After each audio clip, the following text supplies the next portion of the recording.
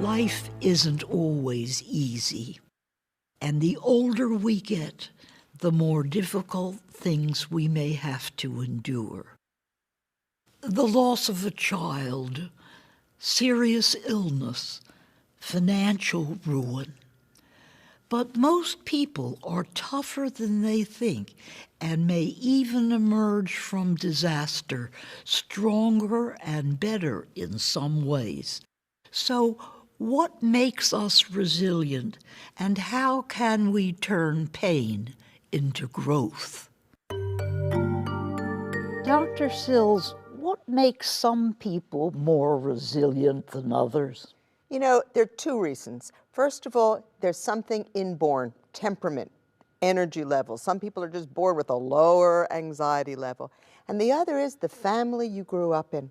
Some families help you have confidence, they're problem solvers. Some families are, there's a problem, we go into collapse. And we learn that. Yeah, that's true. Now, is resilience something that can be developed? And if it can be, how? The good news is resilience, emotional resilience is like a muscle.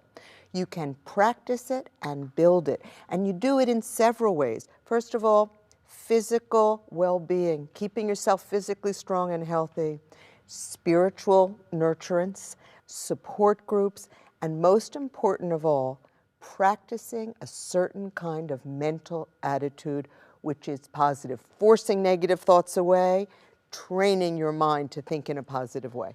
How can spirituality factor into this? It is the path where we find meaning in loss, in tragedy, some bigger picture of life. So whether you return to the religious practice of your childhood, or you read poetry by the ocean, or you meditate, you're asking yourself, what is this suffering about?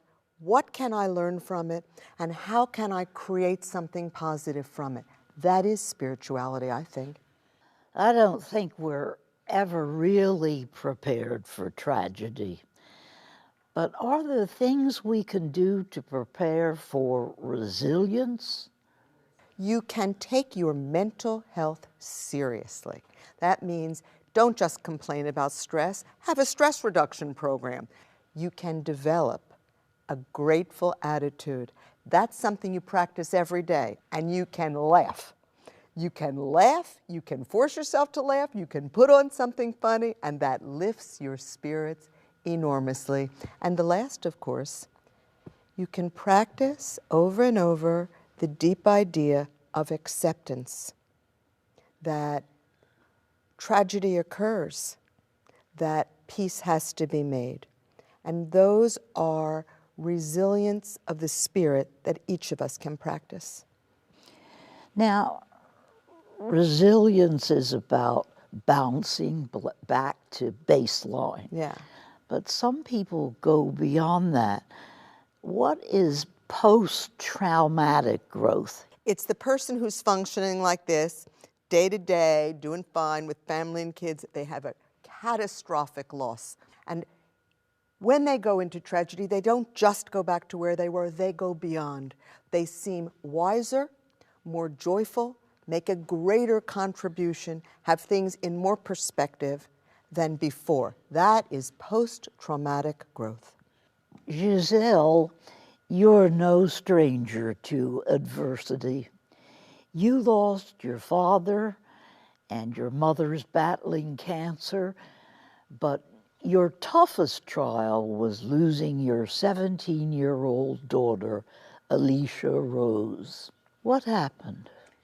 Well, she was entering her sophomore year and doing all the things that she was supposed to do, try out for the tennis team and just get ready for her second year of high school. And we had to have some tests done because she was struggling with some breathing issues. And within about 4 weeks, she was diagnosed with a very, very rare cancer that children just don't get. That started her 13-month journey and our journey as well. So you started a foundation, is that right? Yeah. In her name to help other teens facing illness. Tell us about it. We were motivated mostly by our own experience when Alicia was in the hospital during her 13-month battle. And as she was in and out of the hospital, there were clearly things that adolescents, people her age, did not have access to. And we knew, you know, they lifted Alicia's spirits, so we thought, well, maybe we can do this for others. Through the Alicia Rose Victorious Foundation, Giselle has helped create 57 teen lounges in hospitals across the country. The foundation also distributes thousands of pillows and backpacks to bring comfort to teen patients. What did you learn about yourself in terms of being resilient as you lived through those really dark days? I found myself writing each day, and I was writing my thoughts and writing my feelings and writing my fears and writing all of the things that I didn't verbalize. But what I found was that I was really a very faith-filled person, and I didn't know that my faith was as strong as it was. How do you believe you've grown through everything? I certainly prioritize much more differently than I did in terms of what is important and what is not so important. And I value people and relationships, but I put a lot of emphasis on those relationships and people that really are positive and that are good and that, you know, can enrich myself, my family in some of those values.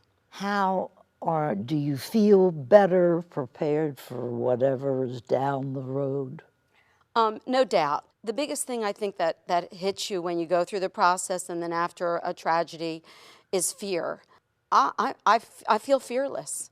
I'm cautious and I'm preventative, but I'm not afraid. And I think any parent who's had a significant loss of a child will tell you the worst thing that can happen happened. Dr. Sills, Giselle is exceptionally strong in my mind. What would you say to someone who is really struggling? The thing I would say is the opening lines of The Road Less Traveled. Life is difficult.